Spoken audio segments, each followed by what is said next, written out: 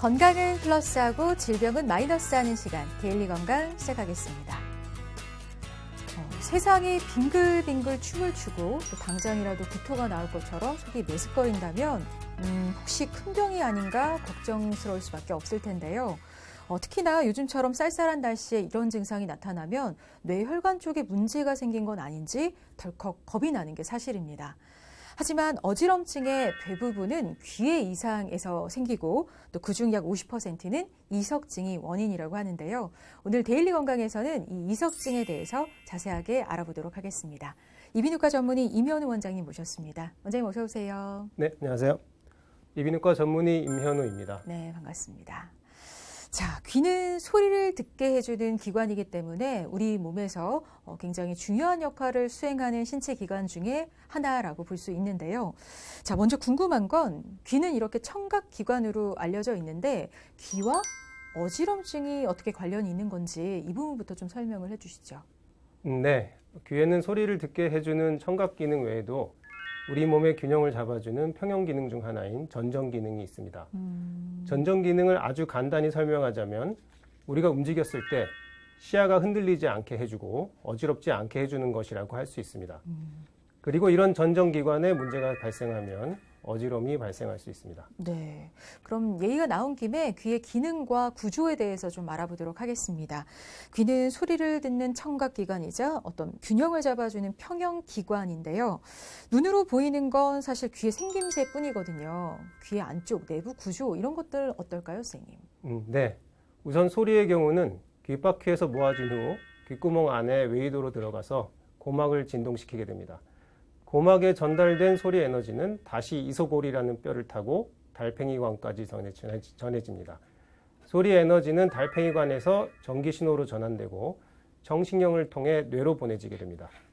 소리를 듣는 달팽이관 바로 옆에 전정기관이 있습니다. 전정기관은 머리의 움직임을 감지하는 센서입니다. 우리가 고개를 돌려서 돌아볼 때, 걷거나 뛰면서 머리가 흔들릴 때, 고개를 숙일 때, 귀 안의 전정기관에서 이런 움직임들을 바로바로 감지합니다.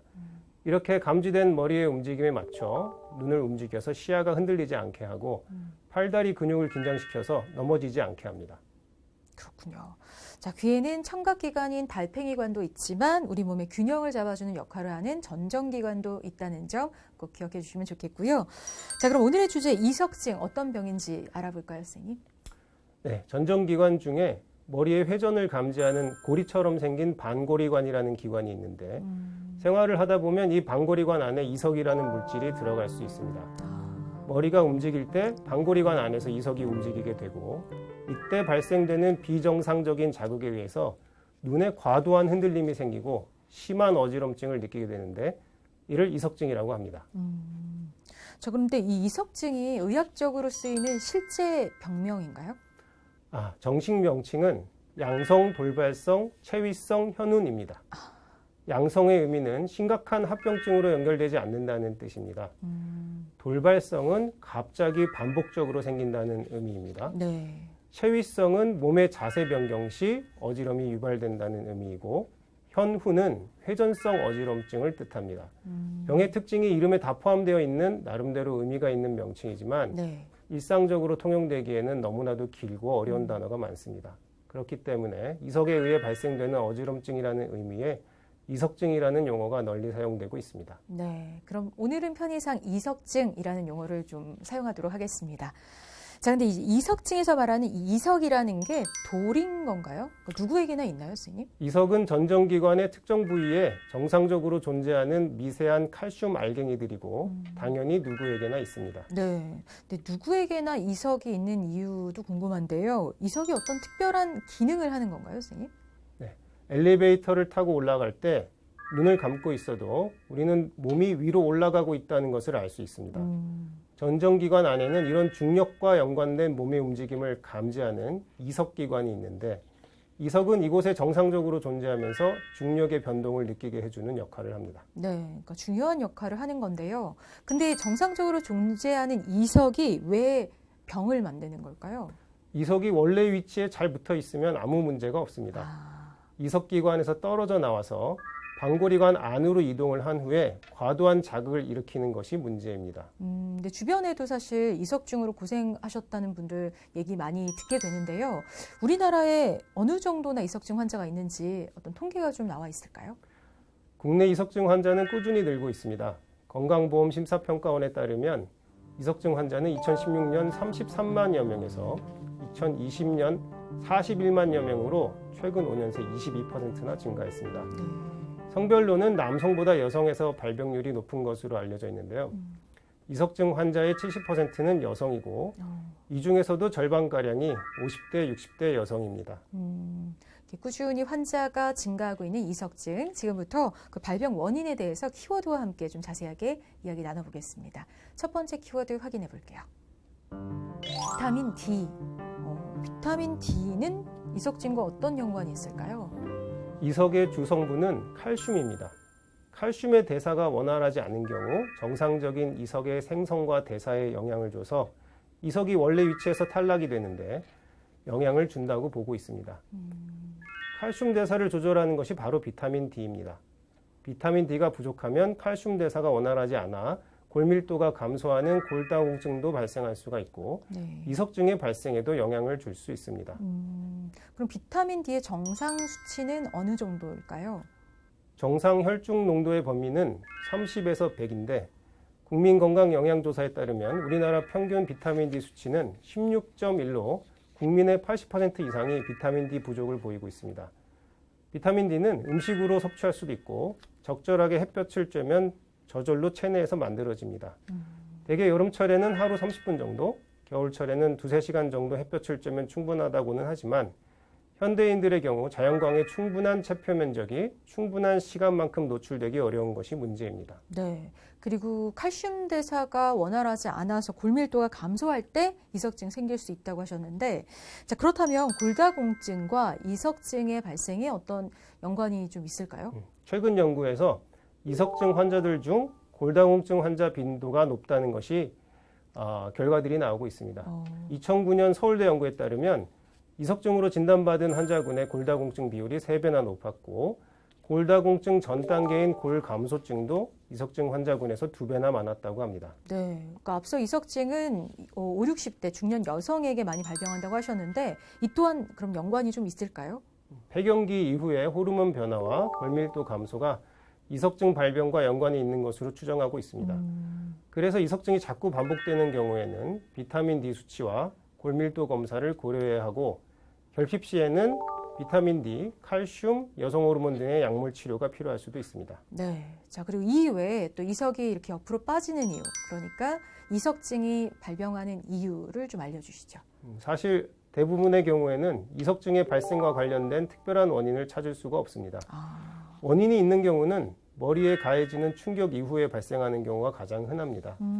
그 외에는 전정신경염이나 돌발성 난청과 같은 달팽이관이나 전정기관의 질병에 따라서 2차적으로 발생하기도 합니다. 네, 그러니까 뭐 교통사고 등의 충격이나 혹시 외상 이런 것들로 인해서 이석이 그 자리를 이탈할 수도 있다는 건가요? 네, 교통사고나 스포츠 활동 중 머리에 직접적인 충격이 가해지는 경우에 전정기관 내에 잘 붙어있던 이석이 원래 자리에서 떨어져 나올 수 있습니다. 이런 경우에는 자연 발생하는 이석증보다 더 심하고 오래 지속되는 특징이 있습니다. 네, 그럼 혹시 노화와도 좀 연관이 있을까요, 선생님? 이석증은 어린아이부터 노령까지 누구에게나 발생할 수 있지만 일반적으로는 나이가 들수록 발생 빈도가 늘어납니다. 네. 이는 나이가 들수록 전정기관에도 노화가 일어나서 이석이 탈락하기 쉬운 형태로 변해갔기 때문으로 생각됩니다. 네. 또한 노령일수록 당뇨, 미세혈관 질환과 같은 동반 질환들이 늘어나는데 이러한 문제들로부터 영향도 일부 있는 것으로 생각되고 있습니다. 네. 자, 이렇게 이석증의 발생 원인까지 살펴봤는데요. 외상 등의 특정 원인에 의해 생기기도 하지만 대부분의 경우는 특별한 이유가 없다는 점 참고하시면 좋겠습니다. 이제 다음 키워드 넘어가 볼게요. 회전성 어지럼증. 요거는 이석증의 증상과 관련 있는 키워드 같은데요. 정확히 어떤 증상일까요, 선생님? 네, 이석증의 가장 큰 특징은 회전성 어지럼증입니다. 회전성 어지럼증은 본인은 가만히 있는데 주변 사물들이 회전하듯이 빙글빙글 도는 증상을 말합니다. 회전감의 정도에 따라서 죽을 것 같이 심한 극심한 회전감인 경우도 있고 천장이나 벽이 그냥 좌우로 흔들리는 정도일 수도 있습니다. 이런 현상이 자세를 바꿀 때 생긴다면 이석증의 가능성이 있다고 생각할 수 있습니다. 네, 그러니까 자세를 바꿀 때 이런 회전성 어지럼증이 나타나는 게 이석증의 어떤 특징적인 증상이라는 건데요. 그럼 이런 어지럼증은 계속해서 나타나는 걸까요? 아니면 좀 그러다가 말다가 하는 걸까요? 네, 일단 한번 유발된 심한 어지럼증은 대개 1분 이내에 줄어듭니다. 머리를 움직이지 않으면 이석의 움직임도 없어지고 신경 자극도 가라앉기 때문입니다. 회전성 어지럼증 이후에는 빙빙 돌지는 않지만 머리가 무겁고 메스껍고 토할 것 같은 느낌이 한동안 이어집니다.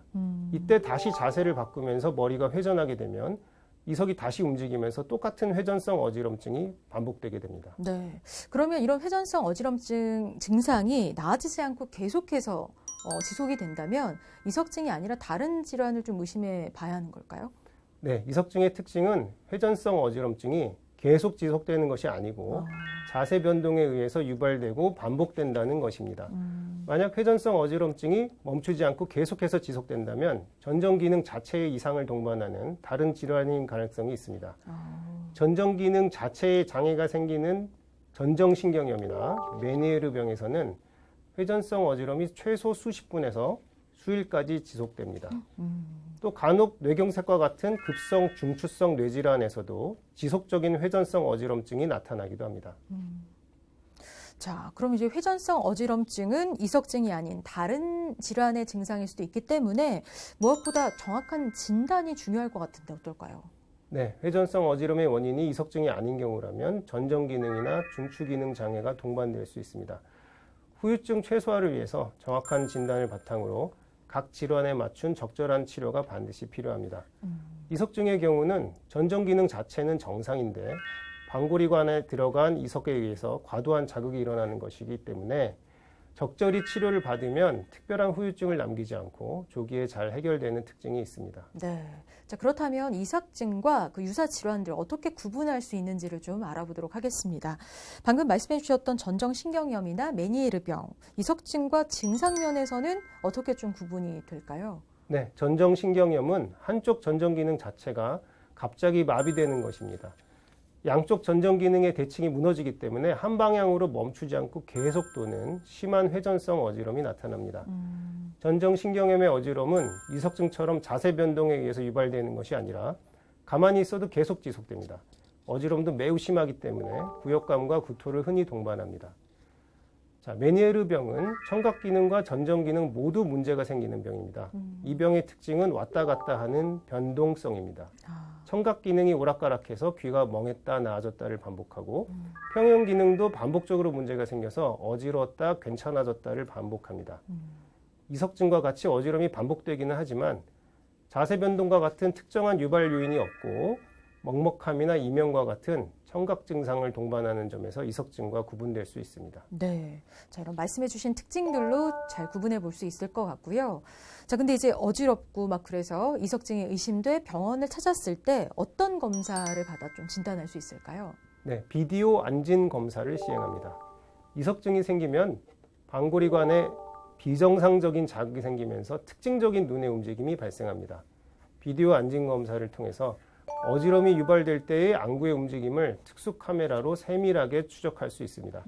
이 검사를 통해서 방골이관 안에 이석의 유무와 이석의 정확한 위치를 알 수 있고 이를 바탕으로 치료 방향을 결정하게 됩니다. 네. 근데 그럼 진단과 동시에 이제 적절한 치료가 이루어져야겠지만 큰 병이 아니라고 생각해서 그냥 방치해 두시는 분들도 많이 계신데요. 자, 이렇게 이석증을 방치할 경우 생길 수 있는 문제점도 좀 짚어보도록 하겠습니다.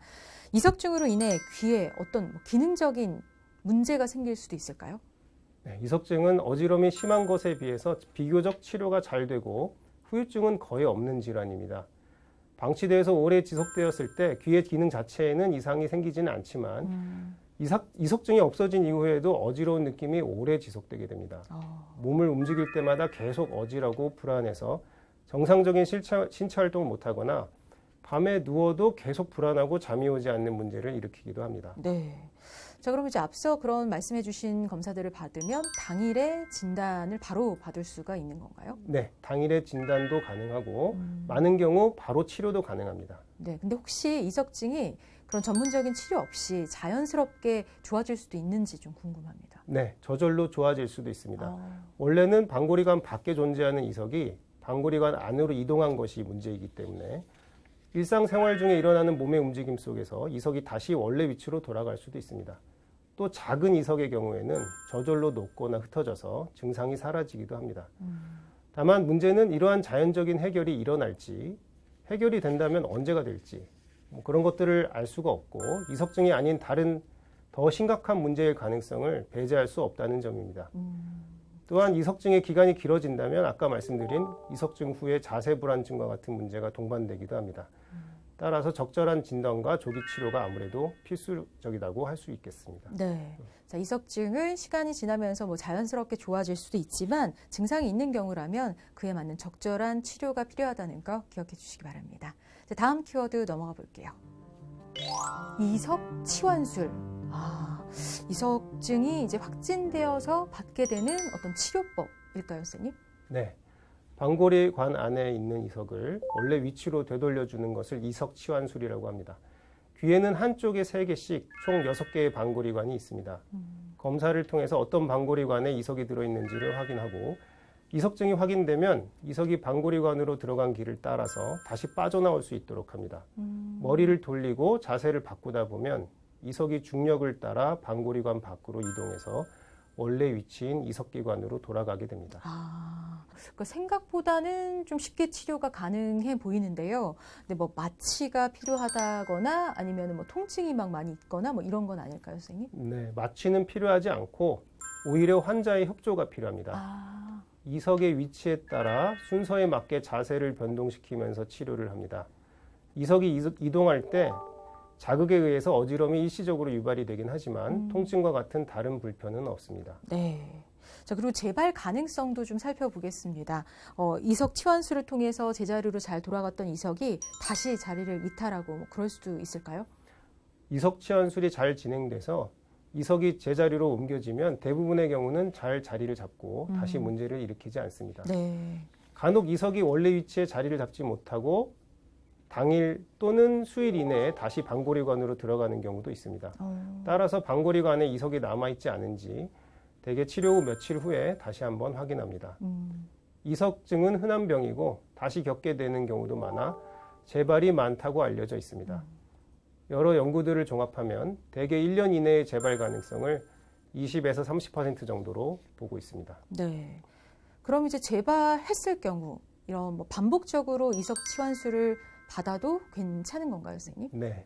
재발한 이석증의 경우도 같은 방골이관에 재발하는 경우가 대개 절반 정도 되고 특별한 차이 없이 잘 치료되는 편입니다. 또 수술을 통해서 이석증의 재발을 막고 예방하는 어떤 치료도 있다고 하던데 그 내용도 좀 알려주세요. 네. 몇 달 동안 치료해도 낫지 않는 경우를 난치성 이석증이라고 합니다. 이러한 경우는 드물게 수술을 시행하기도 하는데요. 이석이 들어가는 특정 방골이관을 영구적으로 막아주는 방골이관 폐쇄술이라는 수술입니다. 수술의 위험성과 합병증 등을 고려하면 대개 1년 이상 지속되거나 일상생활이 불가능할 정도로 심한 난치성 이석증의 경우에서만 수술을 고려합니다. 네. 그럼 이석증 치료를 받은 후에 특별히 좀 주의할 부분 없는지 궁금한데요. 예를 들면 머리가 뭐 심하게 움직이는 운동은 피한다든지 아니면 진동이 심한 놀이기구는 타지 말아야 한다든지 뭐 이런 게 있을까요? 네, 치료만 잘 끝나면 자세나 신체 활동과 관련돼서 특별히 조심할 것은 없습니다. 오히려 적극적으로 평소와 같은 신체 활동을 유지할 것을 권장합니다. 이석증이 워낙 심한 어지럼증을 일으키니까 재발에 대한 두려움이 클 수 있습니다만 재발에 대해서 계속 염려하는 것만으로도 생활이 크게 위축이 되고 불안감이 지속돼서 더 큰 문제가 될 수도 있습니다. 네. 자, 그럼 이 외에 또 이석증을 예방할 수 있는 방법이 있다면 알려주세요. 네, 일정한 신체 활동을 유지하는 것이 좋습니다. 자, 누워 지내는 것보다는 앉아 있고 가급적이면 걸어 다니면서 적절한 운동과 규칙적인 야외 활동을 하시는 것이 좋습니다. 네. 그리고 앞서 말씀드린 대로 비타민 D 결핍이 이석증 발생하고 관련이 있다는 보고가 있는 만큼 매일 햇볕을 쬐서 비타민 D 체내 형성을 유도하는 것이 도움이 되겠습니다. 네. 자, 오늘 데일리 건강에서는 이석증에 대해서 자세하게 알아봤는데요. 도움 말씀 주신 이비인후과 전문의 임현우 원장님 고맙습니다. 네, 감사합니다.